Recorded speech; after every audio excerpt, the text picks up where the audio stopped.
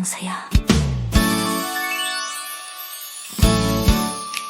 Kahit saan man ang galing, dito pa rin ang balik. Sa tahanang puno ng init, puso'y napupuno ng halakhak. Pasko sa tahanan, dito ang ligaya, buong pamilya sabay nagsasaya.